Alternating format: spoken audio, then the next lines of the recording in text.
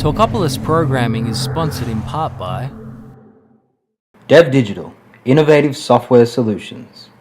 the Vane Center, now celebrating 10 years service in Nashville, Tennessee. Hi guys, Kane Harrison here. Welcome to Serious Startups, where we explore the nuts and bolts of successful entrepreneurship.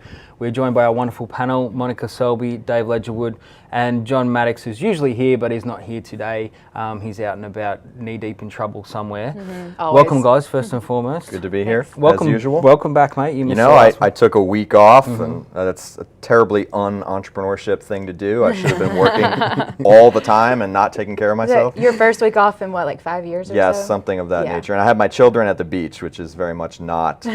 We should talk about parenting and entrepreneurship. Oh, God. Do not overpromise when you're at the beach with your children. It's definitely an interesting topic for later. Hey, let's follow on from some of the discussions we had when you were away, but you obviously know what we talked about, and that was the idea first and foremost, the concept and how we what do we do with that? And then who do we surround ourselves with the mentors and advisors and the different avenues. But Ledge, you brought up an interesting point. Perhaps the next step is the process. What do I do next in business? Right. Yeah, so I see a lot of businesses run out and set up a bunch of technology, and we were saying before the camera roll, about I set up GoDaddy email, and oh good, I have a domain name, and now I did 99 designs, and I have a logo, and I made business cards, and woo, I'm in business. Yeah. You go, whoa, hold on a second. 12 social media profiles. Right. I have social media. Clearly, everyone's going to flock to me. My 4 followers are going to buy. It worked for Kevin Costner. Right. You're right. Absolutely. And so my big thing with process is let's get out there and set up pseudo scalable systems, right? Early stage systems. I'm a big fan of Google Apps. I also believe that, like Asana says, get out of email, right? We got to manage projects and communication internally off of email. We get out of the business as quickly as possible of not sending long, detailed emails to each other about our business. So, those are my 2 huge ones. You need a communication suite, you need internal chat, you need mobile access to email. And Google Apps is my go-to, there's no question. Office 365 is a great system, but you're going to face some hurdles setting that up. You might need it on local machines, right? So you got to open spreadsheets and such. But Google Apps has come a long way with the. Well, and it's such a different time. 10 years ago, we didn't have this at our fingertips, and these sort of systems were a lot of money to implement.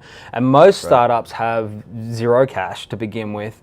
We'll talk about some of the startups and the processes that might have a little bit of funding later on. But so that you have these sort of things at your fingertips is pretty incredible to begin with. What's your experience, Monica? Yeah, I agree. Without things like Google Drive, I don't think we could get anything done. For Serious Startups, all of our stuff is on a shared folder within Google Drive. Poor Ledge keeps trying to get me and John to use Asana, and God love him. We're just, neither John nor I are particularly process-oriented people, so we're very grateful to have Ledge on the very team. Grateful, yes. Yeah, I feel the gratefulness on a regular basis. And how we listen to you and do what you ask us to do. It's fine. A lot of companies do that, and you slowly put that process in place. I think what's important is you've got to get that platform underneath it. That process could work. Well, I think that when you say platform, if you had different people, scalable. If you had different partners, you might have a process. We should talk about vetting partners in another show. Right. I feel like we're having I feel like Dr. Phil all of a sudden. Is there something else we need to talk about? Much better accent. Yeah, thank you.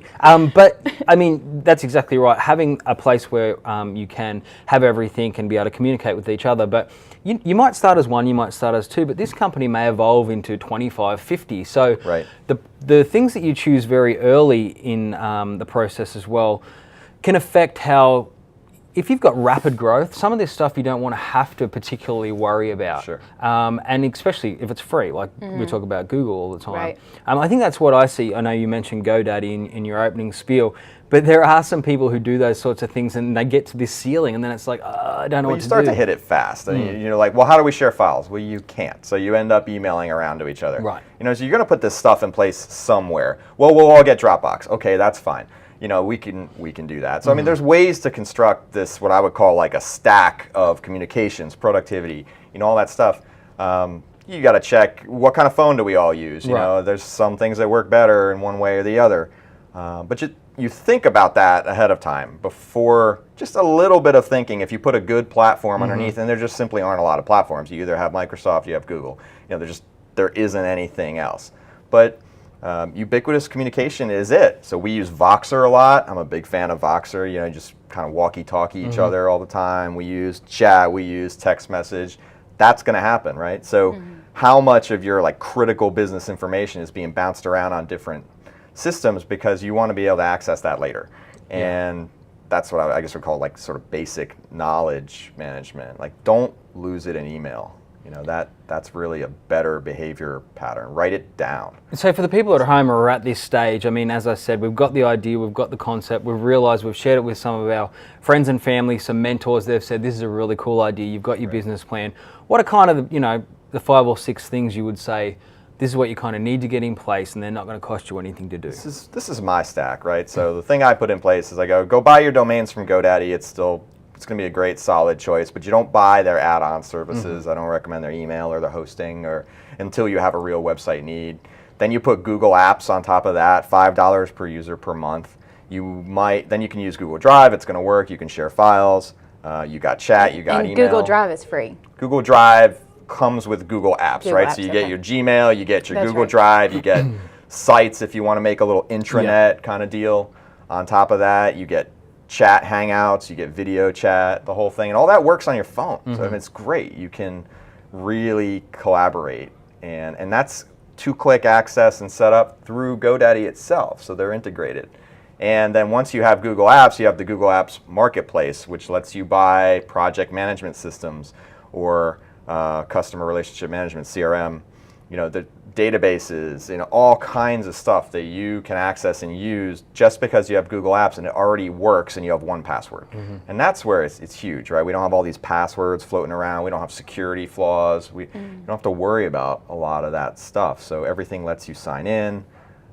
That's just not available in a lot of other packages. So I mean, that basic platform will take you a long way, and Google Apps scales to thousands and thousands of users. Huge institutions are using it.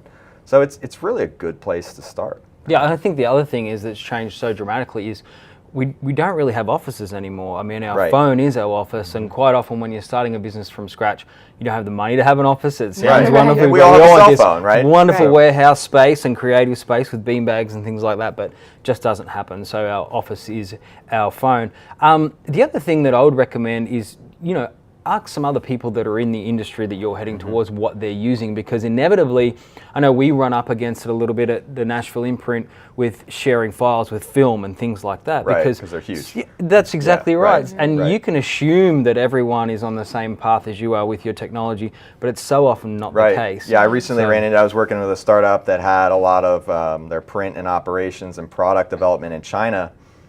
I hadn't done that before, and I didn't realize that sending a 300 megabyte file, which is near instantaneous here, it's going to take them 3 days to download it. Right. Well, that's not going to work. So you have to run Dropbox sync for 3 days to get that. I didn't even think of that. So you have all kinds of, you should back up and think about your needs. Where do I need this information, and where's it got to go, and what kind of, issues am I going to run into? Who are the people I'm collaborating with? And that's not that hard to think about ahead of time if you just map it out a little bit. I think one more thing to think about, and you brought this up just now when you were talking about Nashville Imprint. So I know very few entrepreneurs who are doing one thing now. It used to be you had your high growth tech startup and you went all in and you heads down and that's all you did.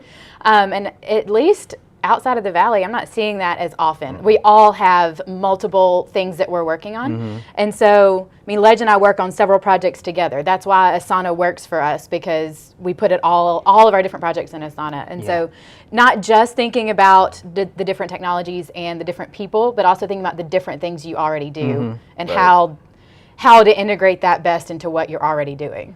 Definitely, and I think, the things that I've come across, I don't want people to get confused with the Kane Harrison who does this to the Kane Harrison who does this to the Kane Harrison. It's like a branding issue. Some people, it kind of is, and some people don't want to have anything to do with someone who's got so much going on, because they think that you won't be able to manage certain situations. Scattered, or you can't manage it. Right. So I think which email should I use? I get that all the time. Exactly. Ledge, you have 15 emails. Which one should I use? Use the one that ends in the domain that's for that project. That's exactly right. And I don't know how else to do it. I don't like to have them all run together. No. So but you don't answer your Serious Startups email. I'm just Once kidding. again. Use the other one. I tell you, Use that other one, even though I just told you to use Use it. text. I don't know. Yeah. Monica's obviously been waiting for Dave to get back on Right, this panel right. so he can absolutely Right. get it. So just But- bam. Oh. Hey, I love what we're talking about, and we've been walking through these processes sort of from the start, and we'll continue to walk through what is going on. You guys can follow us at Serious Startups via Twitter, and of course the Facebook page, which we have, also at Talkopolis, and you can follow any one of us guys at our Twitter handles. Monica, thank you so much. Thanks, Kane. Dave, thanks, Good to be mate. here. John, thanks for nothing, wherever you Right. are. But we'll see you guys next time on Serious Startups.